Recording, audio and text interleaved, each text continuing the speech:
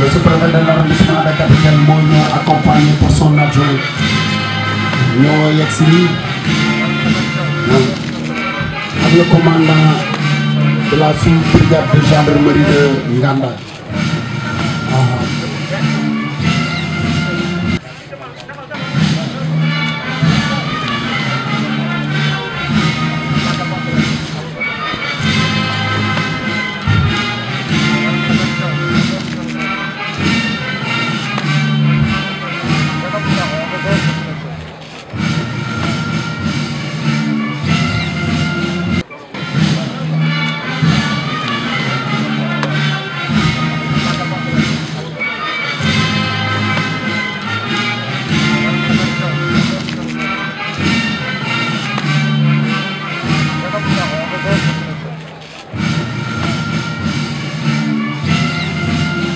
Ensemble, repos. Repos. Oma.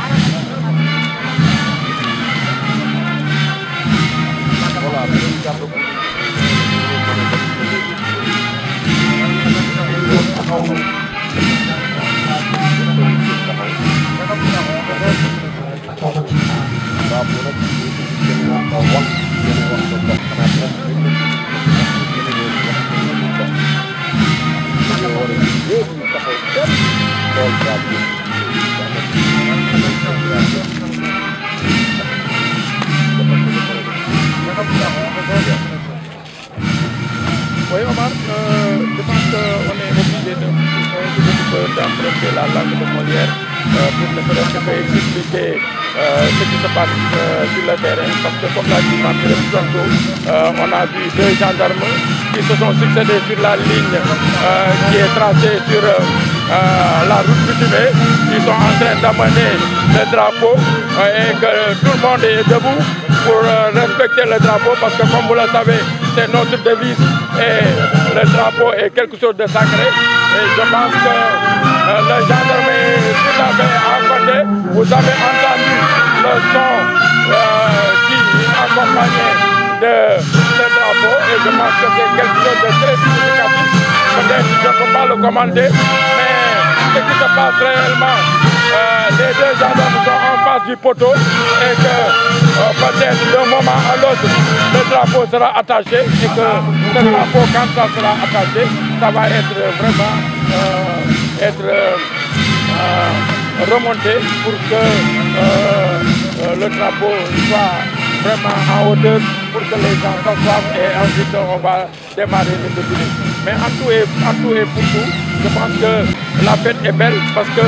tout le monde est là, Nganda est là et tous les autres communes, les maires aussi, je pense qu'ils sont tous là et je pense que vraiment c'est une première ici parce que ce que je vois, c'est la première fois que je le vois dans cette localité parce que vraiment on a une grande mobilisation au niveau de cette localité et ceci est dû au fait que vraiment les élèves de toutes les de toutes les écoles primaires de part et d'autre dans toutes les communes sont venus et je pense que chaque commune a apporté plus de 50 personnes et je pense que ceci a fait de sorte que vraiment la fête est assez belle et le sous-préfet est entré tout de suite. Je pense que d'un moment à l'autre peut-être la fête va démarrer. En tout cas, oui.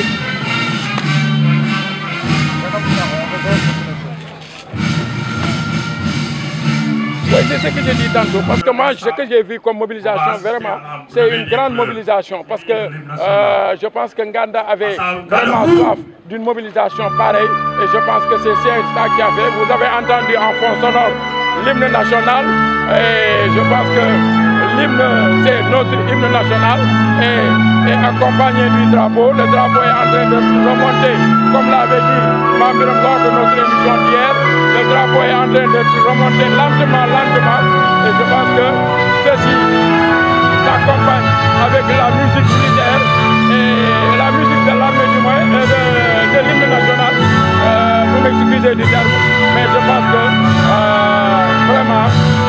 c'est quelque chose qui est vraiment très pathétique dans la mesure où nous savons que nous avons acquis notre indépendance avec vraiment de grandes luttes. Et c'est ça qui a fait que vraiment nos anciens, on ne peut pas les oublier parce que ils ont combattu de sorte que en 1960, comme l'avait dit De Gaulle, si vous avez besoin d'indépendance, prenez-la. Et c'est parti en ce moment que nous avons eu l'indépendance.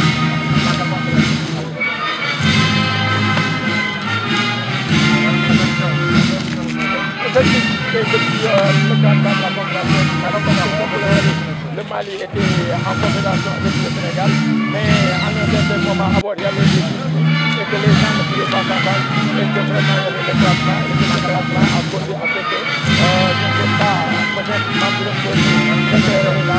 sur la date parce qu'on nous avait dit que c'était au passé. Le 19 août au 20, c'était ça notre jour d'indépendance, mais finalement ça a été réajusté de sorte que notre fête a été célébrée le 4 avril. Et je pense que peut-être c'est ça la date. Je pense que vraiment le Sénégal nous perd ça parce que vraiment on a notre indépendance et que l'indépendance de pays c'est très sacré parce qu'on a le droit de continuer politique, de faire tout ce que nous pouvons faire. Je pense que c'est quelque chose de très satisfaisant pour notre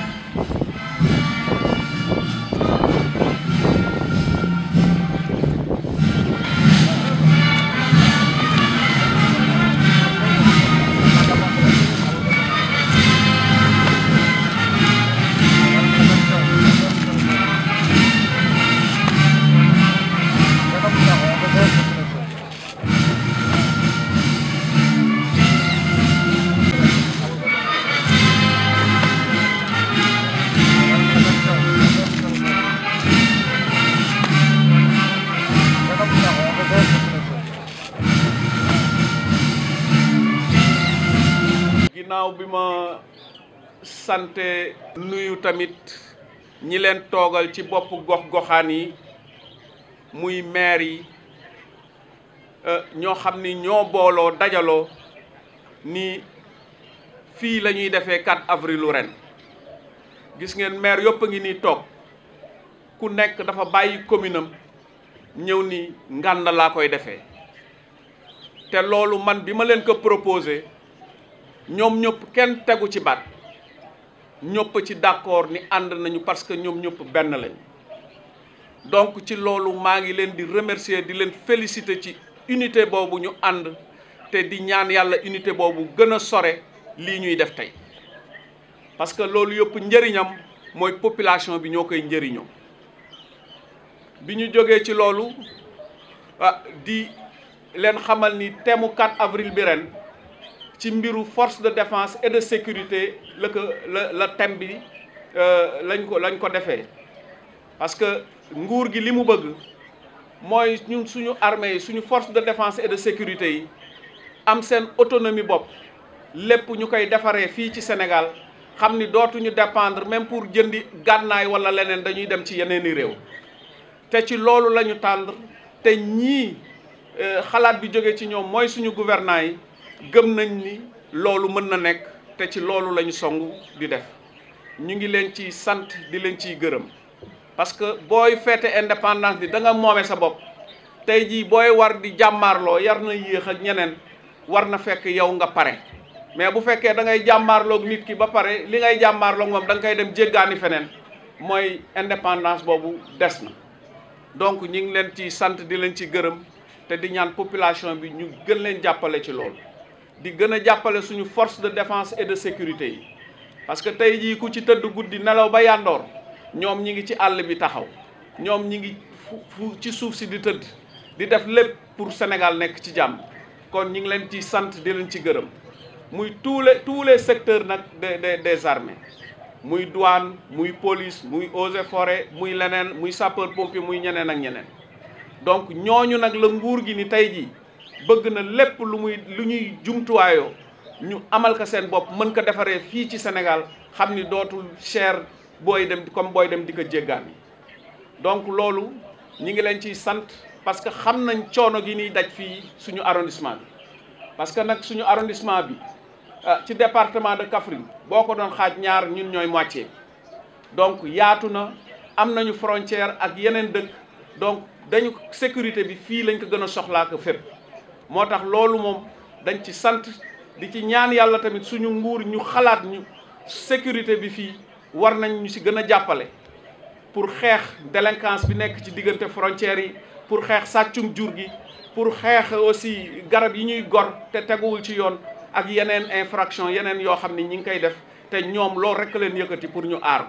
donc ñu ngi leen di sant di leen sargal parce que bés bi bu weesoo armée bésu xale yi la moo tax gis ngeen fii ndaw moom ñun li ñuy def mooy gunge leen encadrer leen te ci loolu la ñuy taxaw incha allah donc di remercier population bi yëpp ci seen teewaay di wax ni lii mooy